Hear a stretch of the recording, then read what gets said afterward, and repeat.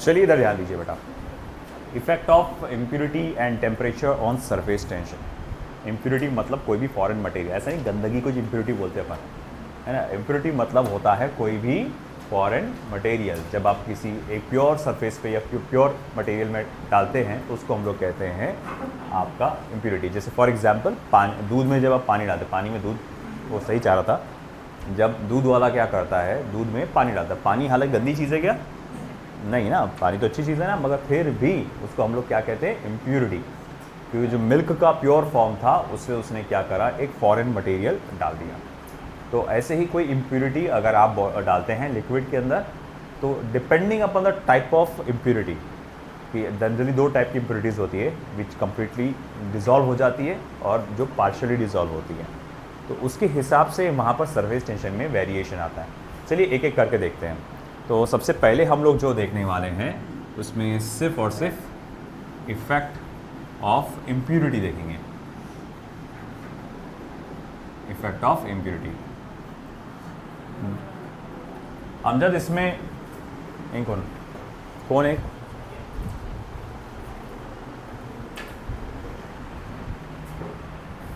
समीर को दे देगा। Effect of impurity. अब देखो सबसे पहला, if impurity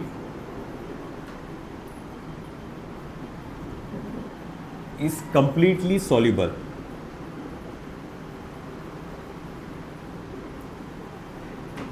if impurity is completely soluble in liquid। अगर मान लो हमारे पास ऐसी कोई इम्प्योरिटी है जो पूरी तरह से लिक्विड में सॉल्युबल है, मतलब आप उसको मिक्स करोगे तो वो पूरी तरह से क्या हो जाएगी, उसके अंदर डिज़ोल्व हो जाएगी। जैसे कि शुगर, सॉल्ट, है ना। Example, sugar, salt etc. is dissolved in a liquid। उसे आप क्या करते हैं, एक लिक्विड में डिसॉल्व करते हैं, है ना। This increases the surface tension of liquid. उससे क्या होता है, लिक्विड का सरफेस टेंशन बढ़ जाता है। अब जैसे ऐसा होता क्यों होगा, आप अगर सोचो तो बहुत बेसिक सी बात है। जब आप यहाँ पर ऐसे लिक्विड में ऐसा कोई इम्प्योरिटी डालते हैं तो उसका प्रॉब्लम ये होता है कि भैया उसकी डेंसिटी बढ़ गई, और उससे डेंसिटी बढ़ने की वजह से क्या हो गया, वहाँ पर कोहेसिव फोर्स बढ़ गया। अब कोहेसिव फोर्स बढ़ने की वजह से फिर क्या होता है, ऑफकोर्स आपका सरफेस टेंशन बढ़ जाता है। वो याद है अपन ने जब सरफेस टेंशन पढ़ते एक इमेजिनरी फोर्स रहता, एक इमेजिनरी लाइन को फोर्स लगाता, वो कौन रहता, वाटर के मॉलिक्यूल्स लगाते ना, वो कोहेसिव फोर्स ही रहता ना। अब अगर मान लो पहले 10 खींच रहे थे, 15 खींचेंगे डेंसिटी बढ़ने के बाद, तो जाहिर बात है सरफेस टेंशन क्या हो गया, बढ़ गया यहाँ पर। और वही सेकंड पॉइंट क्या है, if the impurity is partly soluble in liquid. देखो ये पूरी तरह से सॉल्युबल नहीं, मतलब मिक्स नहीं हो रहा पूरा, वो पार्टली सॉल्युबल है लिक्विड के अंदर। तो फिर अब क्या होगा, देन अब एग्जाम्पल लिख लेता हूँ पहले मैं। Example, kerosene, detergent etcetera is dissolved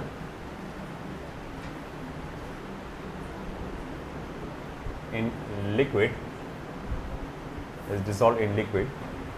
This decreases the surface tension of liquid. This decreases the surface tension of liquid. मतलब अगर ऐसा कोई लिक्विड है जो पार्टली सॉल्युबल है, पूरी तरह से सॉल्युबल नहीं है, वो कहीं कहीं पे भी वो आपको नज़र आएंगे, उसके ट्रेसेस या उनके मॉलिक्यूल्स आपको सिर्फ कहीं कहीं नज़र आएंगे, जमबट्टा लगा के बैठे होंगे। तो वैसे जो मॉलिक्यूल्स होते हैं वो सरफेस टेंशन को डिक्रीज़ कर देते हैं। बोलिए ये समझा नहीं, ऐसे कैसे हुआ। देखो मान लो ये खालिस अपना पानी है, हम जो कपड़े धोने के लिए इस्तेमाल कर रहे हैं, है ना। अब आपने एकदम ग्रीस से बोलते हैं ऑयल से, जनरली आप जैसा कि कोई मैकेनिक जो काम करते हैं, हम मैकेनिक का जो काम करता है तो आप देखते हैं कि उससे गाड़ियों से निकलने वाला काला काला जो ग्रीस होता है वो उनके कपड़ों पे लग जाता है। और अगर मैं सपोज करूँ मैं सादे पानी में इसको धोने की कोशिश करूँगा तो वो हो पाएगा क्या? नहीं धुल पाएगा। एटलीस्ट कम से कम उसको डिटर्जेंट तो भी लगेगा, कम से कम। हालांकि वो अब बात की बात है, तुमको उसको गर्म पानी में भी उबालना पड़ेगा, वो यहाँ से निकलेगा नहीं। घासलेट जैसा कि आपने कहा, तो घासलेट क्यों नहीं बोला आपने? क्यों बोले? कि वो एक पार्टली सॉल्युबल है ना। तो घासलेट जब केरोसिन जब आप डालते हैं लिक्विड में या फिर डिटर्जेंट डालते हैं तो उसमें होता क्या है? जैसे अगर मैं डिटर्जेंट का एग्जांपल दूँ तो डिटर्जेंट के जो मॉलिक्यूल्स होते हैं वो नीडल्स के जैसे होते हैं, है ना। डिटर्जेंट के मॉलिक्यूल्स क्या होते हैं? नीडल्स के जैसे होते हैं। जब आप ये इसमें लिक्विड में डाल देते हैं उसके मॉलिक्यूल्स को, तो चलो मैं क्या करता हूँ, ये मॉलिक्यूल्स को, डिटर्जेंट के मॉलिक्यूल्स को लिक्विड में डालता हूँ। अब यहाँ मान लो कपड़ा है जिसके ऊपर ग्रीस लगा हुआ है, अब ये मॉलिक्यूल अंदर जाते हैं, है ना। अब जब ये अंदर जाएंगे इसके साथ अटैच करेंगे, है ना। अब देखो ये पूरी तरह से सॉल्युबल तो नहीं था, अगर सॉल्युबल होता तो क्या होता?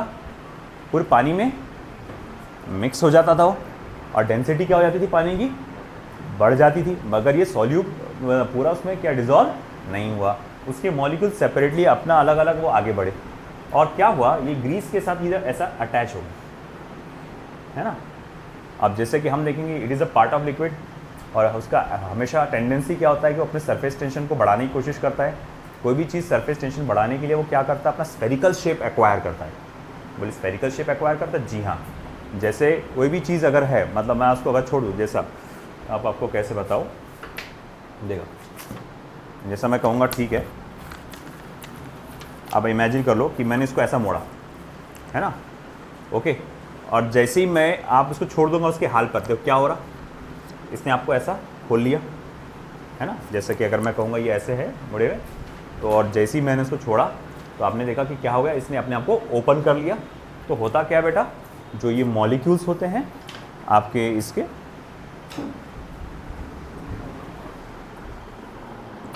डिटर्जेंट के जो मॉलिक्यूल्स होते हैं वो पानी में जाते हैं, उसके साथ अटैच होते हैं।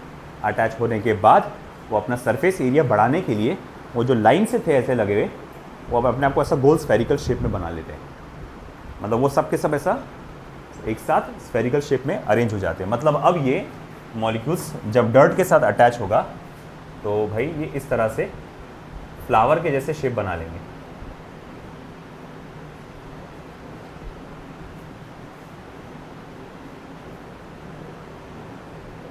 तो इस तरह से वो शेप बना लेंगे डर्ट के साथ अटैच होकर। अब देखो यहाँ सरफेस एरिया क्या हो गया? बढ़ गया। अब ये मॉलिक्यूल्स क्या करेंगे? ये डर्ट के पार्टिकल्स को अपनी तरफ अट्रैक्ट करेंगे, और वो जो डर्ट के पार्टिकल्स हैं, ग्रीस है, जो पूरे इसके सरफेस पे जमा हो जाएंगे इस तरह से। दिख रहा आपको?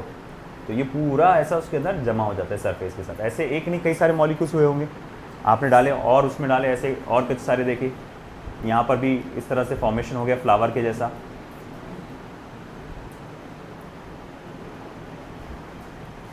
है ना। इन्होंने भी क्या करे, डर्ट पार्टिकल्स को अपनी तरफ अट्रैक्ट करके पूरा इस तरफ जमा कर लिए उन्होंने। तो उन्होंने क्या किया कि ये जो आपके थे, आपने डर्ट पार्टिकल्स के साथ अटैच हुए, उसको वहाँ से रिमूव किया, उसको ढीला किया बोल सकते हैं अपन वहाँ से, और फिर अपने सरफेस पे उन्होंने अटैच कर लिया। और जब आप उसको खंगालते हैं अच्छे से, जैसा जब ये आप उसको ऐसा वो करते हैं ना, उसको क्या बोलते हैं, अच्छे से उसको खंगालेंगे अपन, जैसा शेक करेंगे पानी को। ऐसा नहीं कि आप डिटर्जेंट डाल के छोड़ दो बस। अक्सर लेडीज़ ऐसा करते हुए दिखा है कि क्या करते, कपड़ा डालते, पानी डालते, उसके ऊपर से डिटर्जेंट का पाउडर बिखरा देते, रात भीगने के लिए छोड़ देते। तो उससे कुछ खास असर नहीं पड़ेगा। करना क्या चाहिए, पहले तो आप पूरे पानी में उसको यूनिफॉर्मली डिज़ोल्व करने की कोशिश करो।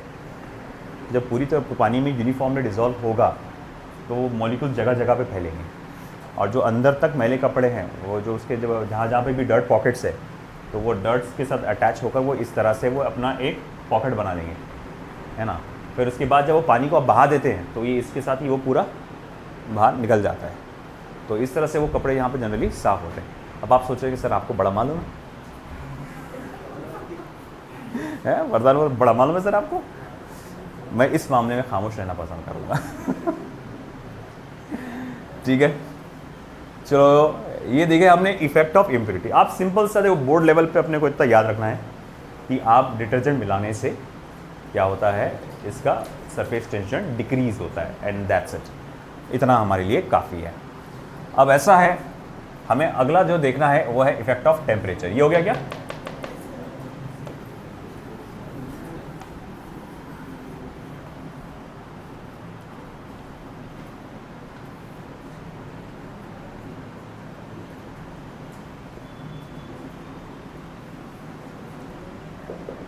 Effect of temperature. ठीक है भाई, तो इफेक्ट ऑफ टेम्परेचर में हम क्या देखते हैं बेटा कि देखो टेम्परेचर बढ़ाने के साथ साथ इसका जो सरफेस टेंशन है वो डिक्रीज हो जाता है ना। तो मैं यहाँ पे लिख दूंगा as the temperature of fluid increases, जैसे जैसे फ्लूइड का टेम्परेचर बढ़ता है, the surface tension of the liquid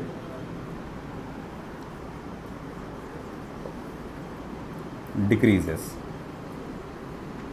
और उसके पीछे का कारण क्या है? साफ है, कोई भी चीज़ की आप टेम्परेचर बढ़ाते हो, गर्म करते हो तो उसका डेंसिटी क्या होता है? कम होता है। और डेंसिटी कम होने की वजह से क्या होगा? कोहेसिव फोर्स कम हो, मॉलिक्यूल्स दूर दूर चले जाएंगे ना, तो कोहेसिव फोर्स क्या होगा? कम होता चला जाएगा, है ना। और इसी वजह से सरफेस टेंशन क्या होगा? आपका कम होगा। अब ऐसा है, हम देखते हैं decrease in surface tension, decrease in surface tension delta T. देखा ये गया, ये डायरेक्टली प्रोपोर्शनल है आपके T0 को, साथ ही साथ डेल्टा टी जो है वो डायरेक्टली प्रोपोर्शनल है आपके साथ ही साथ टेम्परेचर, डायरेक्टली प्रोपोर्शनल है T0 को और डायरेक्टली प्रोपोर्शनल है टेम्परेचर को। जहाँ पर T0 क्या है? Surface tension eight 0 degree Celsius, small t क्या है? राइज इन टेम्परेचर, है ना।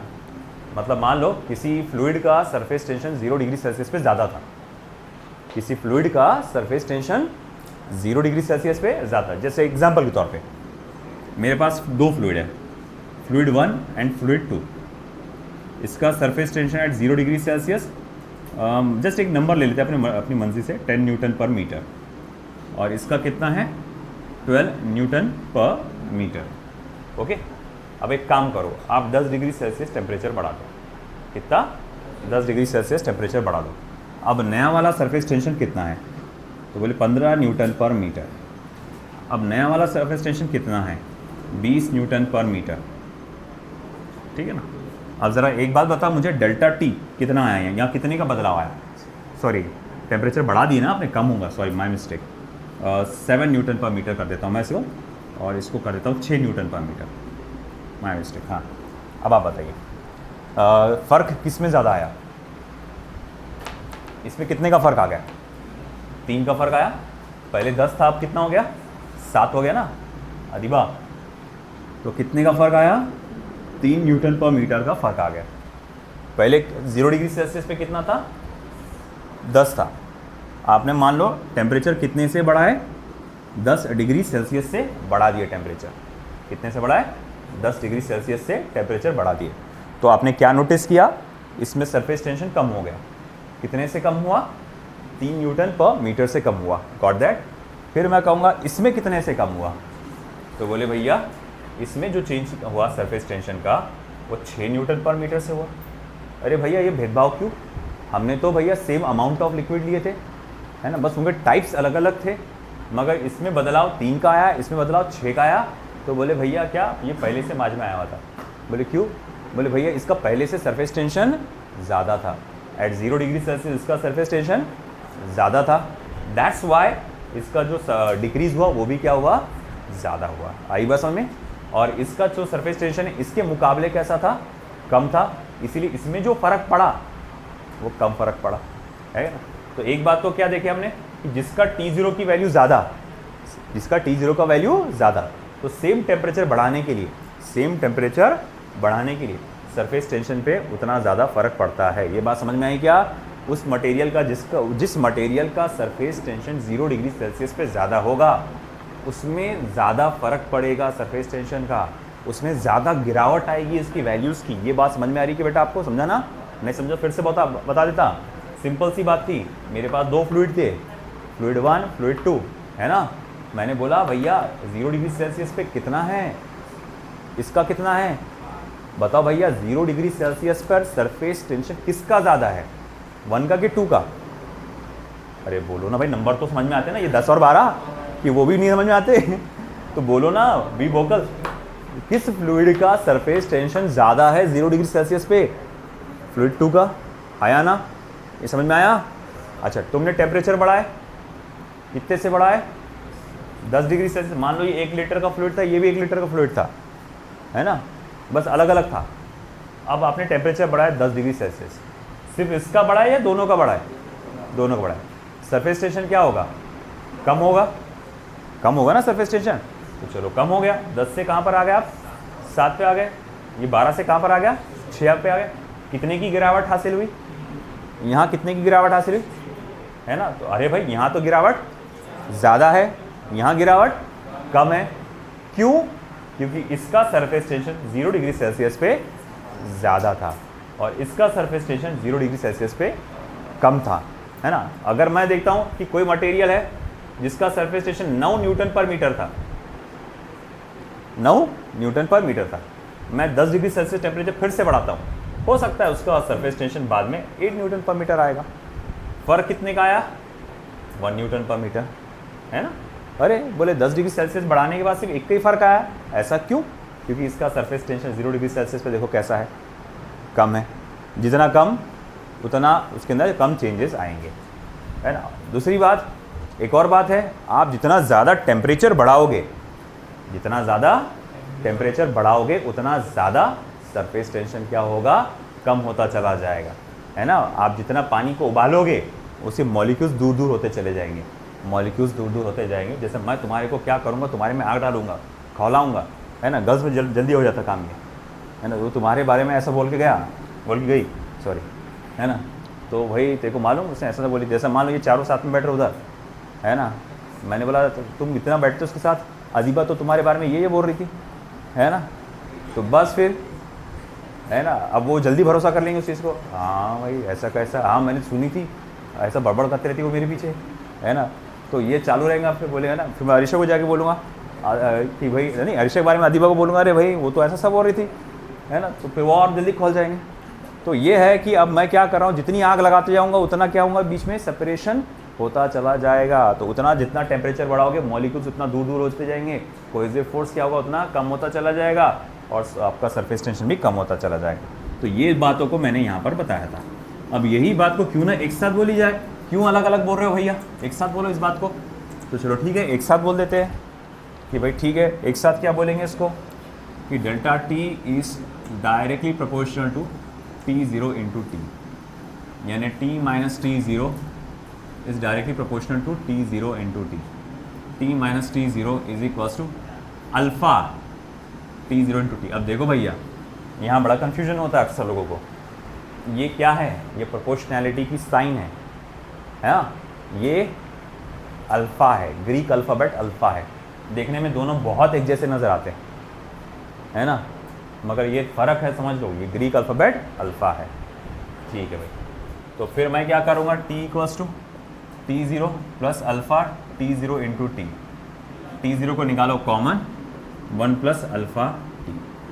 ये हमारे पास सरफेस टेंशन निकालने का फॉर्मूला है एट एनी टेम्परेचर T। ऐसा क्यों हो रहा है कि ये माइनस में क्यों आ रहा है, मेरा प्लस में आना चाहिए। हाँ जी बेटा,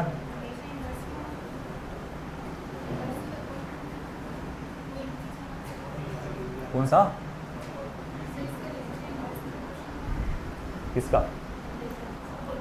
टेम्परेचर बढ़ाने पे नहीं ना, ये चेंज इन सरफेस टेंशन है ना, बदलाव,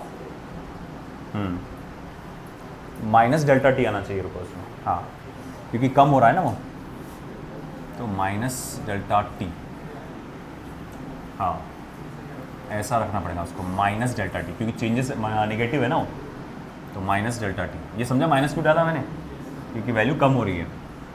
तो फिर ये हो जाएगा T0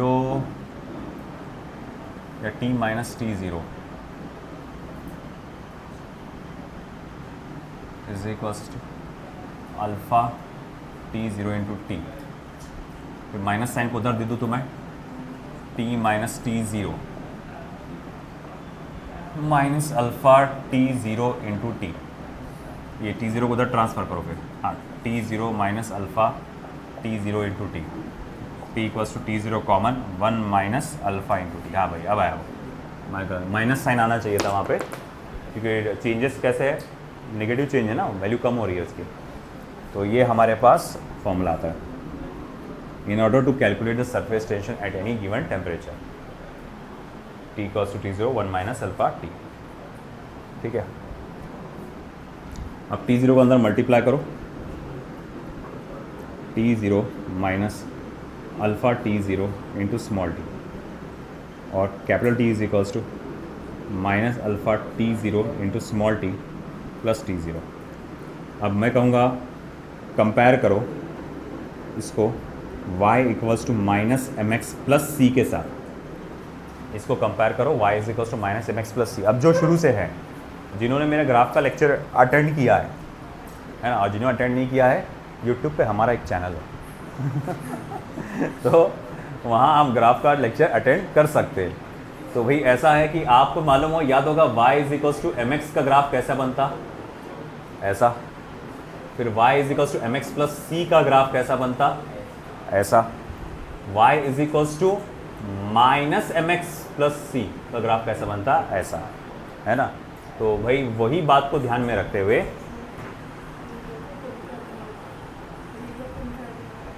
पिन कर देना, क्या पिन कर देना, मेरे को नहीं आता वो, मैं इसीलिए डायरेक्ट डाल देता जैसे वैसे ये कर देना, वो मेरे को एडिटिंग नहीं आती उसकी।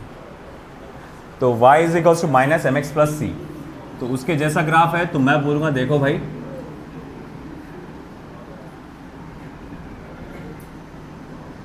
ये सरफेस टेंशन और ये टेम्परेचर, ये सरफेस टेंशन, जैसे कि यहाँ पर y था वेरिएबल, यहाँ सरफेस टेंशन है वेरिएबल, और जैसे कि x वेरिएबल था, यहाँ टेम्परेचर है। जैसे कि आपका y का इंटरसेप्ट c था, यहाँ पर क्या है, t0 है। तो मैं बोलूँगा ठीक है, टेम्परेचर जब 0 डिग्री सेल्सियस होगा तब सरफेस टेंशन कितना होगा, t0। अब माइनस एम एक्स, मैंने minus alpha t0 into T, तो ये ग्राफ कैसे जाएगा, ये ग्राफ कुछ ऐसा सीधा सीधा आएगा, है ना। तो इस तरह से वो नीचे नीचे तक आगे तक जाता रहेगा वो। ठीक है, अगर मैं बोलूँगा इसका स्लोप क्या आएगा, तो slope is equals to M is equals to क्या रहेगा यहाँ पर आपका अल्फ़ा t0, है ना, अल्फ़ा t0, ये स्लोप रहेगा।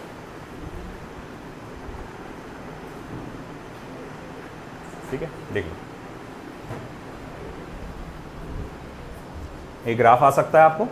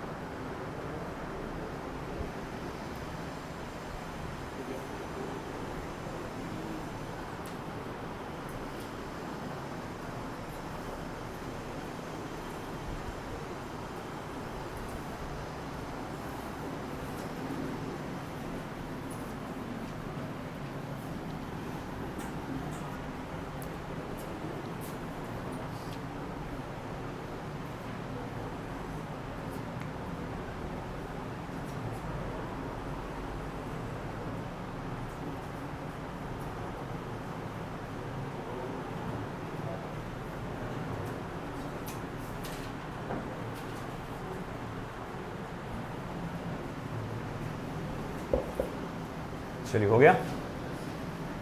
चलिए 10.4.6 क्या टाइटल था, प्रेशर डिफरेंस के बारे में था कुछ तो भी।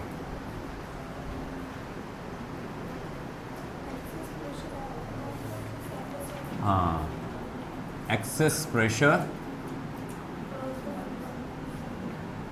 across the free surface of a liquid.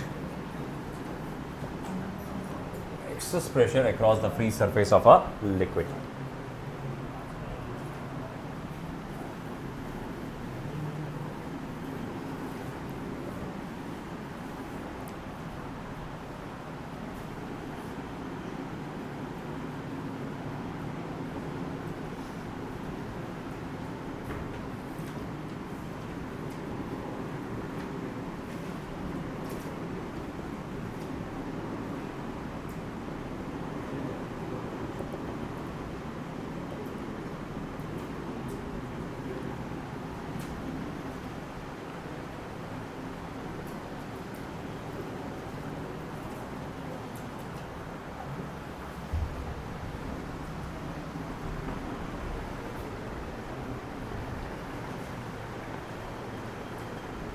हुआ? ये वाला हो जाए तो बता देना, क्योंकि आपका पूरा अटेंशन मुझे इधर चाहिए।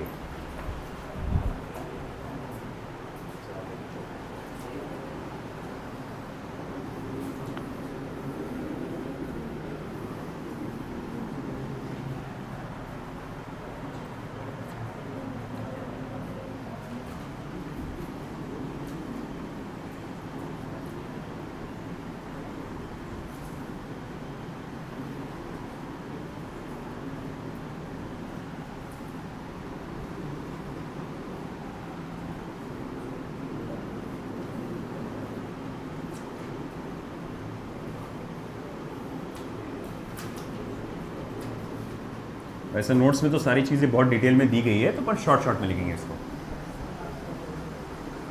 रेडी? चलिए तो ध्यान दीजिए। तो हमारे पास मैंने क्या देखा, मैं एक बीकर में, सब लोग इधर ध्यान दीजिए, मैंने एक बीकर में थोड़ा सा पानी ले लिया। पानी बोलना ज़रा थोड़ा गलत हो जाएगा, बस एक लिक्विड बोलना सही रहेगा। मैंने एक बीकर में कोई लिक्विड ले लिया और मैं उसके ऊपर के सरफेस को बड़े गौर से देख रहा हूँ, और मैंने देखा कि ये जो सरफेस आ रहा है प्योरली हॉरिजॉन्टल आ रहा है। इसका मतलब क्या हो रहा है, इसका कंसेप्ट का मीनिंग क्या होगा? इसका मीनिंग ये होगा कि अगर मैं कोई मॉलिक्यूल पकड़ता हूँ इधर उस लिक्विड का, तो इस साइड में लगने वाला force due to surface tension और इस साइड में लगने वाला force due to surface tension या सरफेस टेंशन टोटली कैसा है, बैलेंस्ड है। तो मैं कहूँगा इट मीन्स, है ना, एनी मॉलिक्यूल, कोई भी मॉलिक्यूल अगर आप कंसिडर करते हैं, is balanced by force due to surface tension, है ना। तो ये बैलेंस्ड है। As a result net force उस पर जो लग रहा है वो क्या हो गया, जीरो। इसका मीनिंग ये हुआ कि लिक्विड के अंदर का जो प्रेशर है और लिक्विड के जो बाहर का जो प्रेशर है वो कैसा है बेटा, सेम है। इसका मतलब ये हो गया कि inside pressure is equal to outside pressure, है ना। लिक्विड के अंदर का जो प्रेशर है वो लिक्विड के बाहर के प्रेशर के कैसा है, बराबर हो जा रहा है। आया बात समझ में आपको? इसीलिए हम लोग कहते हैं कि ये सरफेस कैसा है, हॉरिजॉन्टल है। अब इसी तरह से मैं एक बात करता हूं केस सेकंड की। केस सेकंड क्या है, चलो देखते हैं। मैंने फिर से एक बीकर लिया, बीकर में डाला लिक्विड और मैंने देखा उस लिक्विड ने कुछ अजीब सा शेप ले लिया। अजीब सा तो नहीं, मगर देख लो आप कैसा शेप लिया। तो मैंने देखा कि उस बीकर में उस लिक्विड ने कुछ ऐसा शेप ले लिया, मतलब उसका जो मेनिस्कस है वो कॉन्वेक्स शेप का बन गया है। मेनिस्कस जो है वो कॉन्वेक्स शेप का बन गया है। तो अब मैं यहां देखता हूं कि जो टॉप वाला मॉलिक्यूल होगा, है ना, तो मैं यहां लूंगा on the free surface the molecule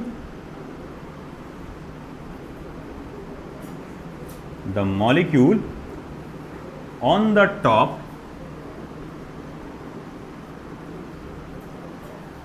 experiences net downward force, experiences net downward force। अस्तगफिरुल्लाह, क्या हो गया? तो ये जो मॉलिक्यूल है इधर का, बोले एक नेट डाउनवर्ड फोर्स एक्सपीरियंस करेंगे। बोले ऐसे कैसे? अरे देखो तो सही, इसका force due to surface tension किधर आएगा? तो बोले इधर। इसका फोर्स अच्छा बनाता हूँ यार, अच्छे से कॉन्वेक्स बनाता हूँ। हाँ ऐसा, ये ज़्यादा ही कॉन्वेक्स हो गया, इतना कॉन्वेक्स होता नहीं, मगर अच्छे से समझ में आने के लिए मैं बोलूँ इसका force due to surface tension किधर आएगा? इधर। इसका force due to surface tension किधर आएगा? इधर, है ना। तो मैं बोलूँगा नेट फोर्स किधर आएगा? नीचे आएगा। नेट फोर्स किधर आएगा? नीचे आएगा। तो ज़्यादातर फोर्स किधर डायरेक्टेड है? नीचे की तरफ डायरेक्टेड। और इसके वजह से मैं कहूँगा इसका शेप ऐसा बना क्योंकि inside pressure of the liquid is greater than outside pressure of the air या एटमॉस्फेरिक प्रेशर। तो मैं यहाँ लिखूँगा here convex meniscus is formed. यहाँ पे कॉन्वेक्स मेनिस्कस बना है because inside pressure of liquid is greater than atmospheric pressure. ये एटमॉस्फेरिक प्रेशर से कैसा है बेटा, ज़्यादा है। समझ में आया कि आपको ये कॉन्वेक्स मेनिस्कस किस क्यों बन गया, कि जो लिक्विड है उसका जो प्रेशर है अंदर का वो एटमॉस्फेरिक प्रेशर से कैसा है, ज़्यादा। बोले ऐसे कैसे, देखो भाई ये सिंपल सी बात है ना। अब अगर मैं कहूँगा देखो ये हॉरिजॉन्टल सरफेस है, अगर मैं ऊपर से प्रेशर बढ़ाऊंगा देखो क्या होगा, ये कैसा शेप ले लेगा, देखो अंदर जब चले जा रहा ना। और अगर मैं नीचे से प्रेशर बढ़ाऊंगा तो ऐसा आ जाएगा ना, कॉन्वेक्स जैसा। तो भाई बात सिंपल सी लॉजिकल बात है कि उसने कॉन्वेक्स शेप क्यों ले लिया, कि नीचे जो लिक्विड है उसने क्या करा, ज़्यादा प्रेशर लगाया ऐसा, है ना। ऊपर से एटमॉस्फेयर भी प्रेशर लगा रहा है, नीचे से लिक्विड भी बाहर निकलने के लिए ऐसा प्रेशर लगा रहा है, सरफेस एरिया बढ़ाने के लिए। चल रही किसकी है यहाँ पर, लिक्विड की, ठीक है। और अब मैं अगर बात करूँ केस थर्ड की, केस थर्ड, ठीक है। अब इसमें क्या देखते हैं हम लोग कि लिक्विड का सरफेस थोड़ा सा बहुत ज़्यादा हो गया है, इतना भी नहीं रहता, ठीक है, ये भी ज़्यादा ही है, बट फिर भी चलो समझ में लाने के हिसाब से। ओ भाई क्या कर रहा है,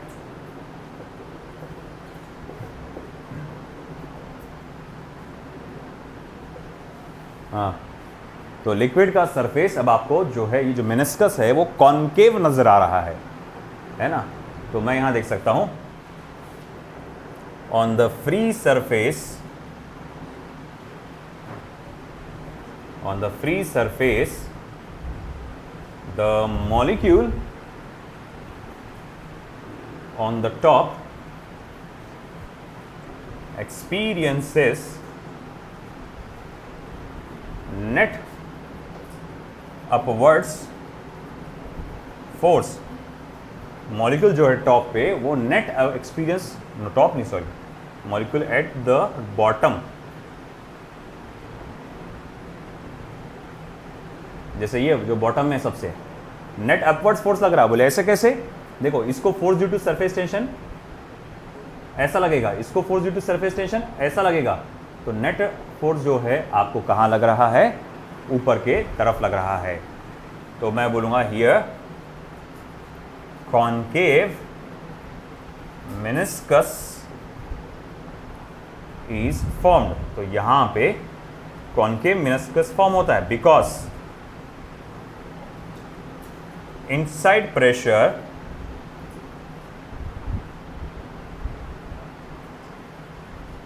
P1 of liquid is less than atmospheric pressure P2, क्योंकि यहाँ का जो इनसाइड प्रेशर है इस बार वो कम हो चुका है आउटसाइड प्रेशर से। वो पी आई लिखना चाहिए, P1 P2 का, पी आई पी ओ कर डालना इसको, पी आई पी ओ। तो यहाँ पर P I was greater than P O, यहाँ क्या था, P I was less than P O, और भैया यहाँ क्या था, P I is less than sorry equals to P O. Simple सी बात है एकदम, बहुत आसान। देखो सब लोग इधर एक मिनट के लिए ध्यान दो। इधर ये सरफेस कैसा है आपको बेटा, नज़र कैसे आया, हॉरिजॉन्टल। ऊपर क्या है, हवा, एटमॉस्फेयर। नीचे क्या है, लिक्विड। नीचे जो लिक्विड का प्रेशर रहेगा उसको क्या बोलेंगे, इनसाइड प्रेशर ऑफ लिक्विड। क्या बोलेंगे, इनसाइड प्रेशर ऑफ लिक्विड। और इसको क्या बोलेंगे, आउटसाइड प्रेशर ऑफ एटमॉस्फेयर। ये समझ में आया, ठीक है। ये सरफेस पूरा हॉरिजॉन्टल है, इसका मतलब क्या हुआ, inside pressure of liquid is equal to outside pressure of atmosphere. ये समझ में आया, inside pressure of liquid is equals to outside pressure of atmosphere. ये सरफेस ऐसा करके कॉन्वेक्स हो गया थोड़ा सा, है ना। अब इसका मीनिंग क्या हुआ, inside pressure of liquid is greater than outside pressure of atmosphere. समझ में आया, ये लिक्विड का जो प्रेशर है वो एटमॉस्फेयर के प्रेशर से कैसा है, ज़्यादा है। अच्छा ठीक है, अब अगर ये ऐसा आ गया तो outside pressure of atmosphere is greater than inside pressure of liquid. आया समझ में, that's it.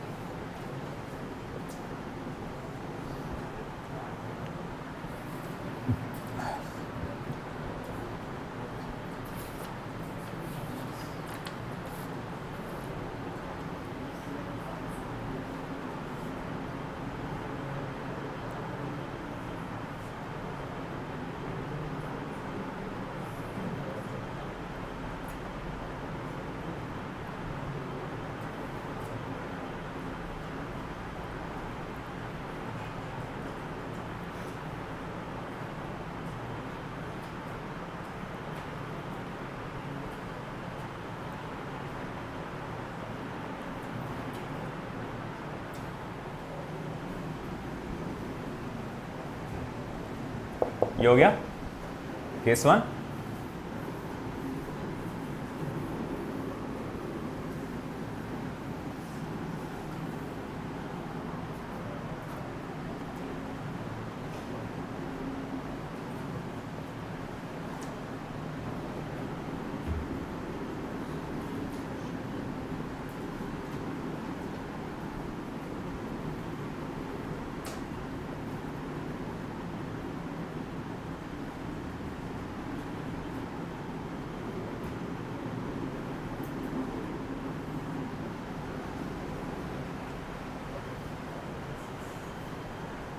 excess pressure inside a liquid drop.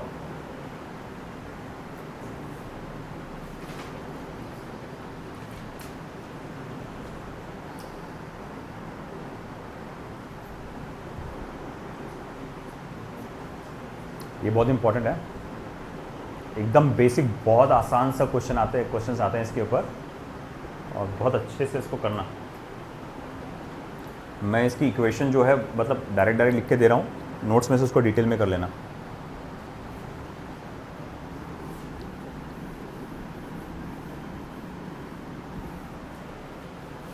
ये हो गया ना केस सेकंड? नहीं हुआ?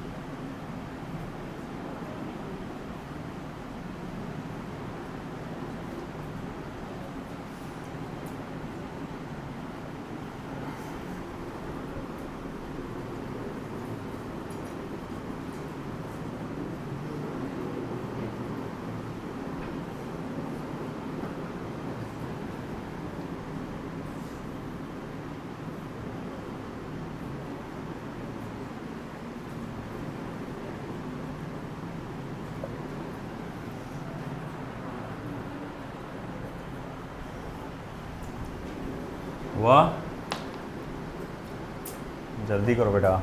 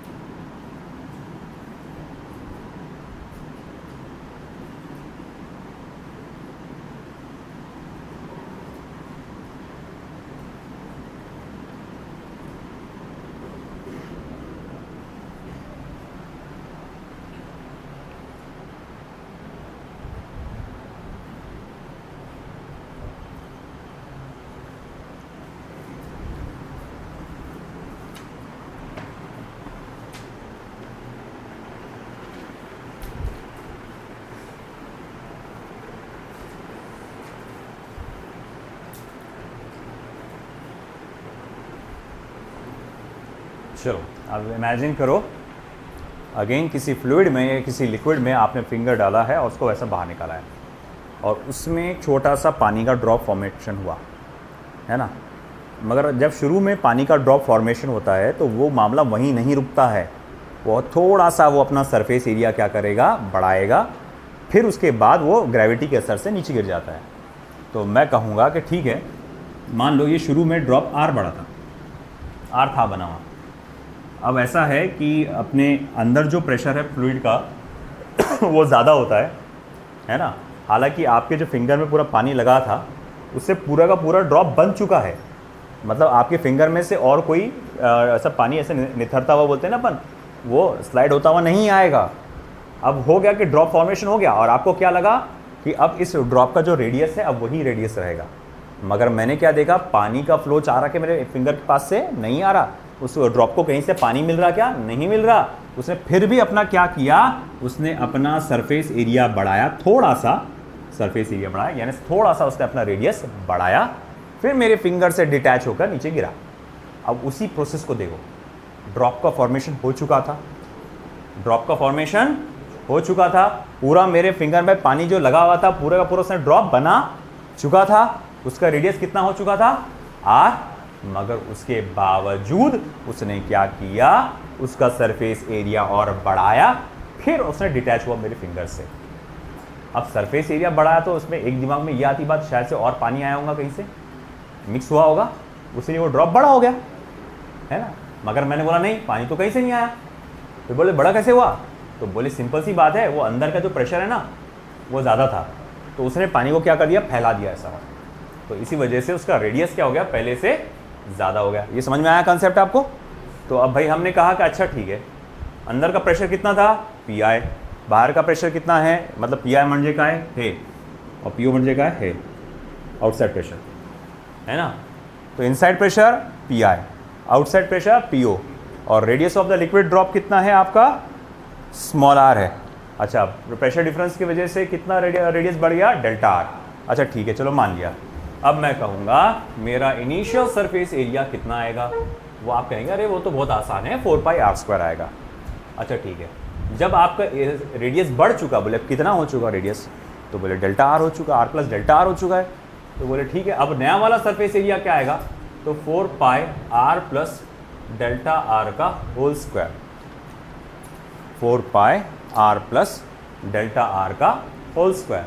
अच्छा ठीक है, 4πr प्लस डेल्टा r का होल स्क्वायर, इसको मैं क्या लिख सकता हूँ, 4πr square plus 2r delta r plus delta r का स्क्वायर, है ना। तो मैं लिखूंगा but delta r is smaller या इज स्मॉल, मगर यहाँ जो रेडियस बड़ा है बहुत ज़्यादा थोड़ी बड़ा, मामूली सा बड़ा, तो डेल्टा r की जो वैल्यू क्या है, स्मॉल है। अगर ऐसा है तो then delta r square is even smaller, तो बोले ये तो बहुत ज़्यादा छोटा हो जाएगा, और भी ज़्यादा छोटा हो जाएगा। बोले कुछ भी बात कर, स्क्वायर करने में तो वैल्यू बड़ी होती, अरे देख तो सही, 0.2 उसका स्क्वायर करके देख क्या होता, 0.04, तो 0.2 बढ़ा के 0.04 बढ़ा, 0.2 बड़ा है ना। तो तुम देखो इसका स्क्वायर करा छोटे वैल्यू का, हाँ बड़े वैल्यू को करोगे 2 का स्क्वायर करोगे तो 4 ही से आएगा, है ना, वो तो बढ़ गया। मगर अगर कोई वैल्यू छोटी है, 1 से भी छोटी है ना, और अब अगर उस चीज़ का स्क्वायर करते हो तो वो आंसर क्या होता है, छोटा आ जाता है। बोले कैसे, एक और एग्जांपल बताओ, आपको यकीन नहीं आ रहा आपका हमको। तो बोले 0.5 का स्क्वायर तो क्या आएगा, 0.25। अब कई बोलेंगे अरे देखो ना सर 0.5 0.25, अरे 2 डिजिट आ गए, अरे गधे ये 0.50 था, 50 था, और 25 हो गया ना, 0 पॉइंट कम हो गया ना ये वैल्यू। तो भैया अब देखो छोटी चीज़ों का स्क्वायर करने से क्या होता है, और भी ज़्यादा छोटी हो जाती है। अब अगर इतनी छोटी छोटी बातें हैं तो हम तो छोटी छोटी बातों को क्या करते, निगलेक्ट करते हैं, हम छोटी बातों पे ध्यान ही नहीं देते, हम बड़ी बातों पे फोकस करते हैं। तो अब ये छोटी बातों को मारो गोली, यानी डेल्टा r स्क्वायर को क्या करो आप, निगलेक्टेड कर दो। अच्छा ठीक है भाई, आपने कहा तो हमने डेल्टा स्क्वायर को निगलेक्ट कर दिया। तो अब मैं बोलूँगा A2 कितना आ जाएगा, तो 4πr square plus 8πr delta r। बोलिए कैसा, अरे 4π को अंदर मल्टीप्लाई कर दिया हमने, तो जब ये r स्क्वायर के साथ मल्टीप्लाई हुआ तो 4πr स्क्वायर, 4π इसके साथ मल्टीप्लाई हुआ तो 8πr डेल्टा r। आई के बाद समझ में आपको, ठीक है। तो चलो ये आ गया A2, ये था A1, ये था A2। अच्छा एक बात बताओ, तुमने कहा ना ये प्रेशर बढ़ने की वजह से रेडियस बढ़ गया, एक्सेस ऑफ प्रेशर की वजह से रेडियस बढ़ गया, या फिर आप कहेंगे इस रेडियस बढ़ा, इसके साथ ये भी कह सकते हैं एरिया बढ़ गया, सरफेस एरिया बढ़ गया। तो मैं बोलूँगा भाई ज़रा मुझे बताना, इंक्रीज इन सरफेस एरिया कितना हुआ, इंक्रीज इन सरफेस एरिया कितना हुआ, यानी A2 माइनस A1 की वैल्यू क्या रहेगी, या जिसको आप कहते हैं डेल्टा A। तो देखो डेल्टा A तो बहुत आसान है, आप इनमें से इसको माइनस कर दो, यानी इक्वेशन नंबर 2 में से इक्वेशन नंबर 1 को माइनस कर दो, तो वेरी सिंपल आपका आंसर क्या बच जाएगा, 8 पाई आर डेल्टा आर, ओए delta R, 8 pi R delta R, है ना। तो ये क्या हो गया बेटा, इंक्रीज इन सरफेस एरिया। बात समझे क्या आप, A1 क्या था, पहला वाला एरिया, A2 क्या था, दूसरा वाला एरिया, उसमें से r प्लस डेल्टा आर को क्या करे अपन ने, a plus B whole square का फॉर्मूला लगाए। दिमाग जगह पे ना सभी का, नींद में तो नहीं है ना कोई, बोले कल ताक रात थी, बोले जागने की रात थी, तो बोले हम लोग रात भर जागे, है ना। तो भाई ठीक है, वो अपनी जगह, मगर इधर ध्यान दो सब लोग, r प्लस डेल्टा आर, तो R square plus twice R delta R plus delta R का स्क्वायर। अब ऐसा है कि 4 पाई को अंदर मल्टीप्लाई करो, 4 pi R square, 8 pi R delta R, और डेल्टा आर स्क्वायर को निग्लेक्ट करो। तो अब आगे क्या हुआ बेटा, हमने क्या देखा कि A2 माइनस A1 जब आप करेंगे तो हम क्या देखते हैं, अब क्या बचेगा, 4 pi R square, 4 pi R square cancel हो जाएगा, बस बचेगा 8 पाई आर डेल्टा आर। ठीक है, अब मैं बोलूँगा since work done to increase surface area, work done to increase surface area is given by, बोले भैया हम जानते हैं कि work done to increase the surface area आप कैसे लिखते हैं, बोले कैसे लिखते हैं, हमारे पास उसका फॉर्मूला है work done to increase the surface area का। तो बोले क्या फॉर्मूला है, अभी बता देते हैं 1 मिनट के अंदर। देखो बेटा, work done to increase the surface area, delta W is equals to T into delta A होता है, delta W is equals to T into delta A होता है। तो delta W is equals to T into कितना है delta A, 8 pi R into delta R, इसे दे दो equation number 1, 8 pi R into delta R. अच्छा ठीक है, 1 सॉरी 3 है ना, चलो ठीक है भाई मान लिया। अब ऐसा है कि ठीक है भाई तुम ये बोल रहे हो, मगर मुझे तो एक और फॉर्मूला मालूम है वर्क डन का, गौर से सुनो, बाद में लिखते बैठना। But delta W is equals to force multiply by displacement, force multiply by displacement. बोले फोर्स मल्टीप्लाई बाय डिस्प्लेसमेंट सही है, डिस्प्लेसमेंट को तुमने डेल्टा आर क्यों लिखे, अरे ये फ्री सरफेस ऑफ लिक्विड का डिस्प्लेसमेंट कितना हुआ, यहाँ से यहाँ आया ना ये, तो यहाँ से यहाँ का डिस्टेंस कितना है, डेल्टा आर है ना। अच्छा ठीक है भाई मान लिया, हाँ ये वो तो जानते हैं हम लोग ने, तो बोले वर्क एनर्जी एंड पावर में पढ़े थे, तो भाई ठीक है। तो फोर्स को क्या लिखूंगा मैं, फोर्स को लिख सकता हूँ pressure into area, pressure into area. मतलब जब लिक्विड ड्रॉप ऐसा था, जब लिक्विड ड्रॉप ऐसा शेप में था, तब उस पर कितना फोर्स लगा जिसकी वजह से डिस्प्लेसमेंट हो गया, तो मैं बोलूँगा इस पर कितना फोर्स लगा, तो बोले इसमें कितना प्रेशर था वो पता लगाओ पहले। तो बोले अंदर से पी आई था, बाहर से पी ओ था, तो नेट प्रेशर कितना था, तो बोले वो तो था P I minus P O. ये समझा गया, अंदर से पी आई बाहर से P O into area into delta R, है ना। जब एरिया A1 था तभी तो फोर्स लगा था ना उस पर, तभी तो बड़ा था ना वो। तो मैं बोलूँगा ठीक है, जब ये इतना शेप का था, आर का था, तब उस पर फोर्स कितना लगा था, तो P I minus P O multiply by इसका एरिया। अच्छा बोले अभी बताता हूँ, बोले फिर उसका फॉर्मूला ऐसा बनेगा, P I minus P O into 4 pi R square into delta R. अच्छा ठीक है भाई मान लिया। अब क्या, 3 को देखो 4 को देखो, 3 को देखो 4 को देखो, बोले अच्छा है, बहुत अच्छे लग रहे दोनों भी साथ में। तो बोले अब क्या, दोनों का LHS क्या आएगा, सेम आएगा। अगर दोनों का LHS सेम है तो RHS को भी सेम करो, तो आप लिखेंगे therefore P I minus P O into 4 pi R square delta R 8 pi R into delta R into T.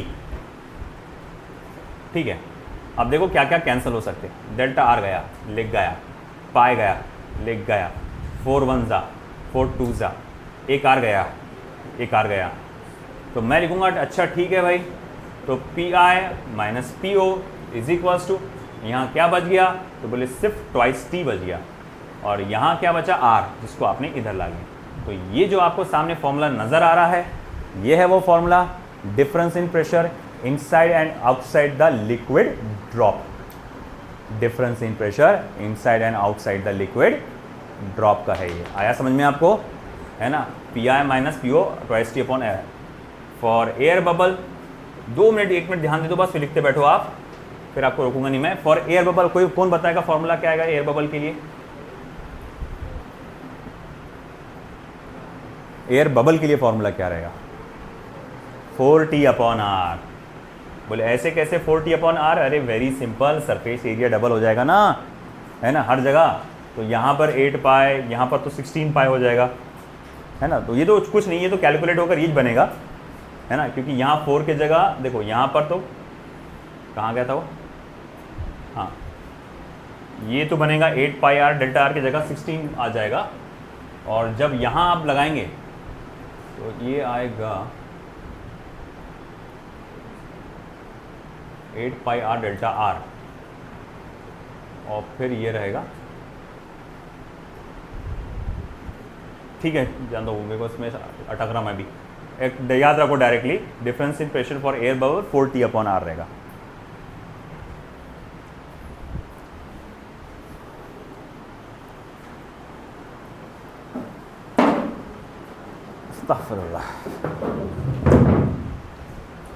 बड़े पांचटले क्वेश्चंस इस पे आते हैं।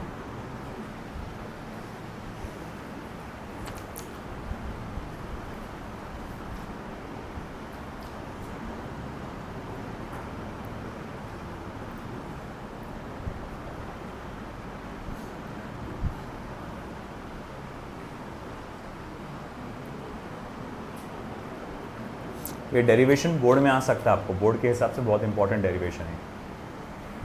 और अगेन जैसा कि मैं हर बैच में करता हूँ, कहता हूँ, और जैसे कि हर बैच के लोग सुनते नहीं हैं, अगेन आप भी वही कर रहे हैं, मैं बोल रहा हूँ साइमल्टेनियसली बोर्ड की तैयारी चालू रखो। आज ये डेरिवेशन हो गया, अगर आज के आज आप जाके घर पे उसको अच्छे से देखेंगे, लिखने की 1 से 2 बार प्रैक्टिस करेंगे, बहुत अच्छे से हो जाएगा।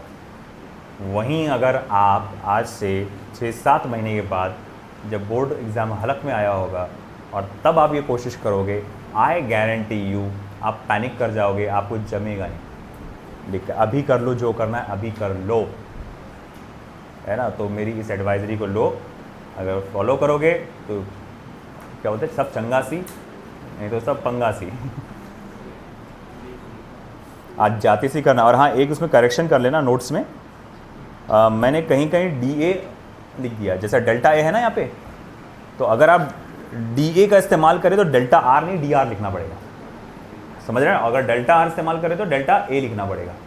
तो मेरे इसमें थोड़ी गलती ये हो गई है कि मैंने DA = 8 पाई R डेल्टा R का डाला। तो एक तो DA को डेल्टा A का डालो, DA को डेल्टा A का डालो, या डेल्टा R को DR का डालो, दोनों में से कोई एक। समझ में आ रहा ना?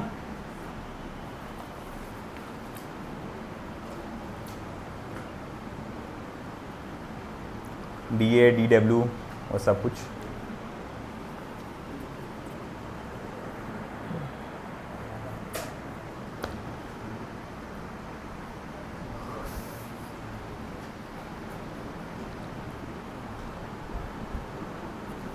चलो न्यूमेरिकल लिखता फिर मैं। आधी बार रोज़ा लग गया, हाँ, डोंट वरी सर, लगा लेना एसी 4 तारीख से पहले।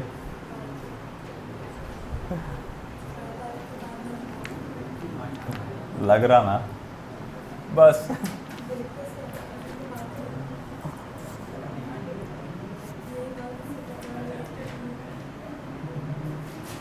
वॉट, इधर ध्यान दो,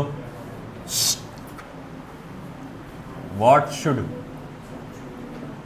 बी द diameter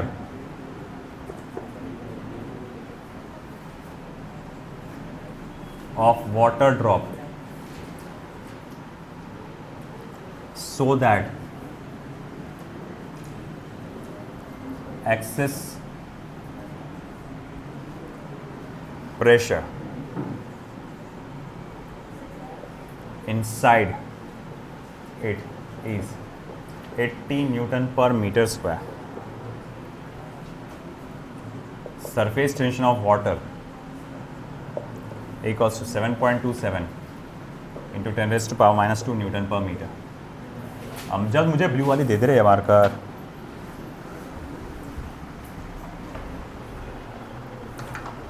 कहाँ गया ये अमजद? कोई कोई तो चालू होंगी मार्कर, ब्लू वाली, ब्लू मार्कर कोई चालू होगा वो दे दो।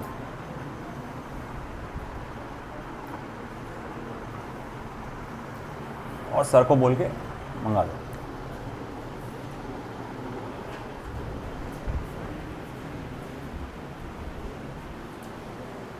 क्या हो गया? रोज़ा लग रहा? तो उसने तुमसे क्या पूछा? बोलो भाई, क्या पूछा इसने? डायमीटर। डायमीटर निकालने के लिए क्या लगेगा? रेडियस। हमारे पास फॉर्मूला और क्या क्या दिया उसने? Excess of pressure delta P कितना दिया हुआ? 80 newton per metre square. Surface tension 7.27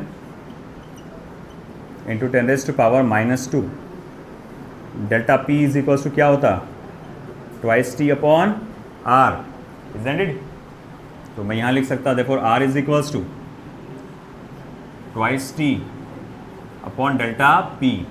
और अगर मुझे डायमीटर निकालना है तो 4t अपॉन डेल्टा पी, समझे ना? डायमीटर निकालने के लिए क्या करना पड़ेगा? 2 से मल्टीप्लाई करना पड़ेगा। तो सिर्फ इसको अकेले को करूँगा क्या? मैं पूरा करूँगा ना इक्वेशन को। तो भाई 4t upon delta P, 4 into 7.27 into 10⁻⁻²। और ये कितना है? 80। 4 1 ज़ा 4 20 ज़ा, तो 7.27 अपॉन 2 इंटू 10⁻⁻3। देखो कितना हो रहा? डोर क्या हो रहे आप? डोर खोल देने का? अभी रुक जाओ, 5 मिनट के बाद खोल लेना। बेहोश होने की कगार पे आ गए क्या? बेहोश हो रहे क्या अभी? तो रुक जाना फिर, अभी जब बेहोश होंगे तब बोलना। तो 7.27 डिवाइडेड बाय 2, बोलो भाई 7.27 डिवाइडेड बाय 2 कितना होगा? 3.63 है ना? 3.63 हो रहा ना? 7.2 का आधा क्या होगा? 3.6। और 7 का आधा क्या होता? 3.5 होता। 3.635 होगा वो। 3.635 इंटू 10⁻³ मीटर। तो चलो 3.6 लिख देते अपन सिर्फ, इंटू 10⁻³ मीटर, यानी 3.6 millimetres. 3.6 millimeters. That's the answer. लिख लो।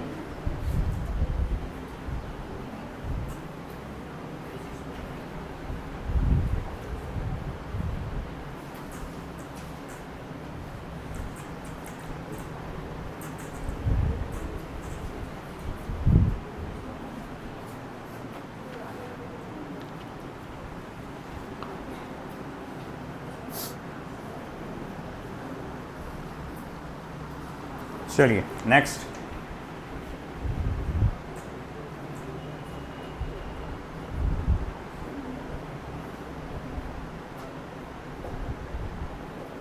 An air bubble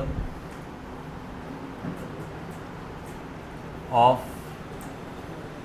radius 0.2 mm is situated just below the water surface.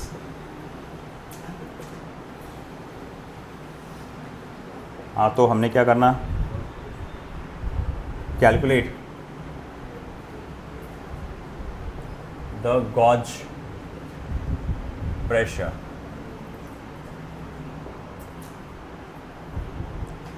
फिर उसके बाद surface tension of water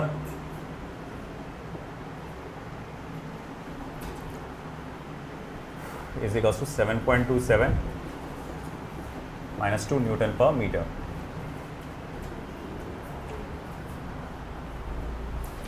gauge pressure मतलब डेल्टा पी। तो आपको क्या क्या दिया हुआ है? बहुत ही सिंपल, आपको रेडियस दिया गया है 0.2 mm, इसको 2 इंटू 10⁻⁻⁴ मीटर्स कह सकते हो। सरफेस टेंशन दिया गया है 7.27 into 10⁻⁻² newton per metre. Delta P is equals to क्या होता है, ट्वाइस टी अपॉन आर, है ना। Delta P equals to 2t, 2 times 7.27 into 10⁻⁻² upon R कितना है 2 इंटू 10⁻⁻⁴ गया टू गया, बचा क्या 7.27 इंटू 10⁻+2 हो जाएगा फिर। तो delta P is equals to 7.27 into 10⁻+2 newton per metre square. This is the answer. एकदम पांचट सा क्वेश्चन, सिंपल सा क्वेश्चन, ठीक है। ये दोनों बोर्ड के थे। अब अगला एनसीईआरटी का।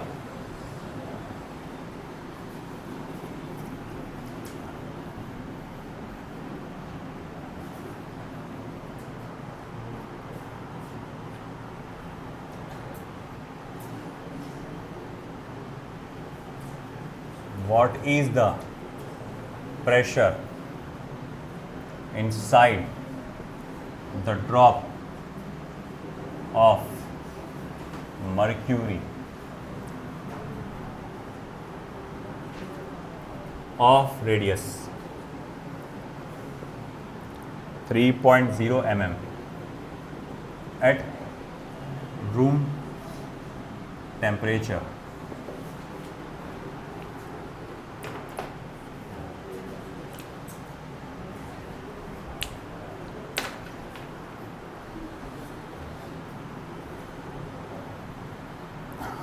Surface tension of mercury at the temperature 20 degree Celsius यानी कि room temperature is 4.65 into 10⁻⁻⁻1 4.65 into 10⁻⁻1 newton per metre. The atmospheric pressure is 1.01 into 10⁵ Pascal.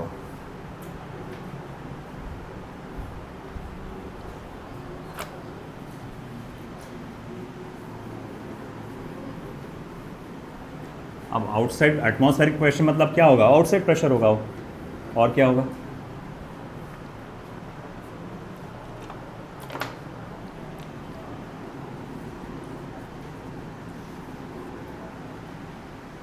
Mercury का रेडियस कितना दिया 3.0 mm, 3 इंटू 10⁻³ मीटर्स, ठीक है। टेम्परेचर का कोई लेना देना नहीं है, वो बस रूम टेम्परेचर बोलना चाह रहा हूँ। T equals to 4.65 into 10⁻⁻1 newton per metre. Atmospheric pressure म्हणजे काय, आउटसाइड प्रेशर 1.01 इंटू 10⁵ पास्कल। अब देखो P I minus P O equals to 2t upon R. देखो P I equals to 2t upon R plus P O, 2 multiply by surface tension 0.465 upon R कितना है, radius कितना है 3 into 10⁻⁻3, okay. और फिर उसके बाद 1.013 इंटू 10⁵। अच्छा एक काम करो 0.465 को 2 से मल्टीप्लाई करो, चलो फटाफट बताओ क्या आएगा आंसर। अरे बबल है ना, एयर बबल, हाँ बराबर 40 अपॉन आर, तो 2 से मल्टीप्लाई कर दो आखिरी में आंसर को, कितना रहा हो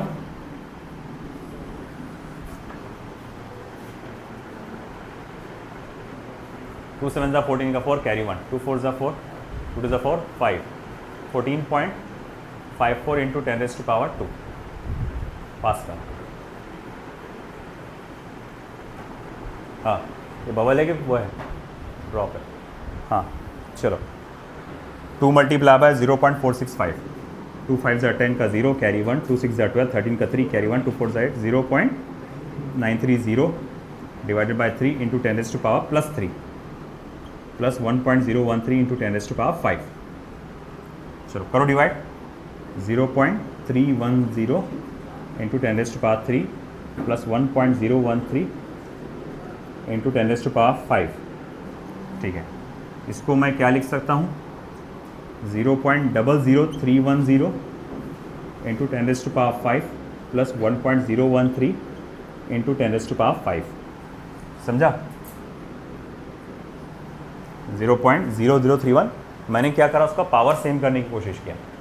ये क्या था, 0.310 था ना, 10⁻³ मुझे अगर इन दोनों को ऐड करना है, इसको और इसको, तो उनका पावर कैसा होना चाहिए, सेम होना चाहिए। इसीलिए डेसिमल को लेफ्ट में 2 डिजिट सरका दिया ताकि उधार में 2 ले सकूं और ये 10⁵ बन जाए।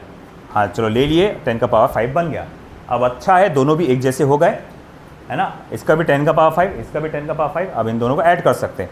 1.013 को ऐड करो 0.0031 से, कितना हो रहा हो,